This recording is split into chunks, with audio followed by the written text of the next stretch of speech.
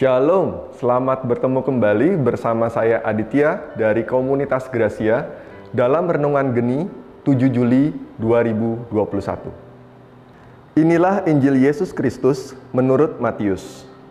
Dimuliakanlah Tuhan. Pada suatu hari, Yesus memanggil ke-12 muridnya dan memberi mereka kuasa untuk mengusir roh-roh jahat dan melenyapkan segala penyakit dan segala kelemahan.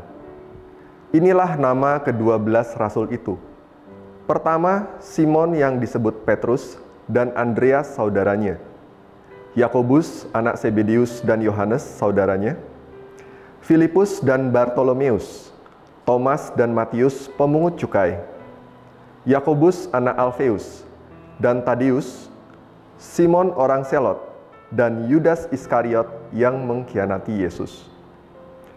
Ke-12 murid itu diutus oleh Yesus, dan ia berpesan kepada mereka, "Janganlah kalian menyimpang ke jalan bangsa lain, atau masuk ke dalam kota Samaria, melainkan pergilah kepada domba-domba yang hilang dari umat Israel.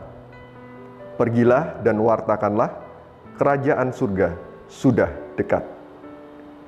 Demikianlah sabda Tuhan. Syukur kepada Allah. Sahabat-sahabat terkasih Geni, di dalam Injil hari ini, kita melihat Tuhan memanggil murid-muridnya untuk sebuah panggilan yang sangat khusus. Pertanyaannya, kenapa mesti mereka yang dipanggil? Kenapa harus para rasul? Padahal kalau kita lihat, banyak orang yang lebih layak daripada para rasul. Kenapa? Para rasul adalah orang yang biasa-biasa saja, penuh kekurangan dan kelemahan. Kita sering baca di dalam Injil, terkadang kita menemukan mereka bertengkar satu sama lain, marah satu sama lain, ada yang suka berjanji tapi tidak menepati, ada yang pemarah mengatakan, "Biarlah kami turunkan bola-bola api untuk menghanguskan mereka." Ada yang berasal dari suku pemberontak bangsa Selot. Ada juga seorang pemungut cukai, yang saat itu saya yakin bahwa seorang pemungut cukai tidaklah cocok untuk menjadi wajah yang mewakili Yesus. Dan mungkin di antara para rasul yang paling cocok untuk mewakili Tuhan mungkin cuma Yudas. Jadi pertanyaannya, kenapa mereka dipanggil?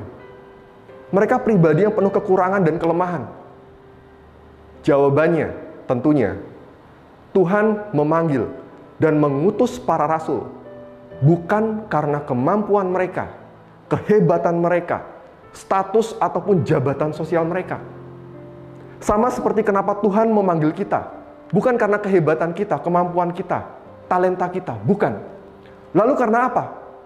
Karena memang Tuhan maunya memilih Anda dan saya.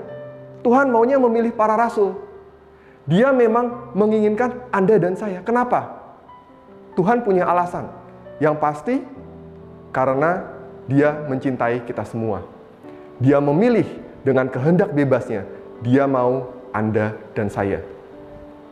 Terus Tuhan, kalau saya punya kelemahan dan ketidakmampuan, lalu kalau kau utus saya, bagaimana? Nanti kalau apa yang saya kerjakan ketika kau mengutus saya, semuanya jadi berantakan bagaimana? Saudaraku, saudara-saudara terkasih, ketika Tuhan memilih dan mengutus kita, jangan khawatir. Ia tidak akan pernah mempermalukan Anda dan saya. Bahkan Dia akan membekali kita dengan bekal yang kita perlukan. Disebutkan, Dia memberikan kita kuasa untuk mengusir roh jahat, mengalahkan kelemahan kita, dan menyembuhkan sakit penyakit. Dan Dia memberikan kita kuasa-kuasa itu ketika kita berkata iya. Dan saudaraku, coba Anda perhatikan. Orang-orang yang menjawab ya di dalam perutusan ini, hidupnya semakin lama semakin baik di dalam hal karakter dan kepribadian. Coba Anda refleksikan berapa banyak orang-orang di sekitar Anda yang mengatakan ya kepada Tuhan meskipun mereka merasa tidak sanggup. Tapi mereka menjawab di dalam iman, akan mengambil langkah di dalam iman. Saya mengenal seseorang yang mungkin saya bilang mustahil untuk berubah secara karakter dan kepribadian. Dia pribadi yang sangat keras, kasar pada keluarganya, istri anaknya dipukul. Tapi begitu dia menjawab iya pada Tuhan, Tuhan memberinya kuasa untuk mengalahkan segala kelemahan-kelemahannya. Dan Anda tahu, hari ini pribadi itu menjadi seorang pribadi yang digunakan Tuhan dengan sangat luar biasa. Dan saya melihat banyak sahabat-sahabat lain yang juga mengalami hal yang sama. Ketika mereka menjawab iya di dalam perutusannya, justru Tuhan memberikan mereka kuasa untuk mengalahkan kerajaan kegelapan di dalam dirinya, mengalahkan penyakit bukan hanya jasmani, tapi juga penyakit-penyakit rohani di dalam diri mereka, dan mengalahkan kelemahan-kelemahan mereka. Apakah kita sendirian dalam perutusan? Tentu tidak. Tuhan mengatakan, dia mengutus Simon dan Andreas, Yakobus dan Yohanes, Filipus dan Bartolomeus, dan banyak dan yang mengikuti nama-nama lainnya. Artinya apa? Allah mengutus kita berdua-dua. Dan meskipun dalam perutusan kita nanti kita menemukan diri kita sendiri, sesungguhnya diri kita tidak akan pernah sendiri. Kenapa? Karena Allah kita adalah Allah yang Immanuel, Allah yang beserta kita. Dia mengutus Roh Kudus-Nya, dan kuasa itu yang menyertai kita akan selalu memampukan kita. Dan teman-teman, saudara-saudari geni sekalian, Gereja Katolik kita saat ini dengan sejarah 2000 tahun ini merupakan sejarah orang-orang yang memiliki kelemahan, tapi mereka menjawab ya kepada Tuhan. Mereka adalah orang-orang yang tahu mereka bukan siapa-siapa, tapi mereka mengandalkan Tuhan, dan itulah sejarah 2000 tahun Gereja Katolik di mana Tuhan menemani kita semua.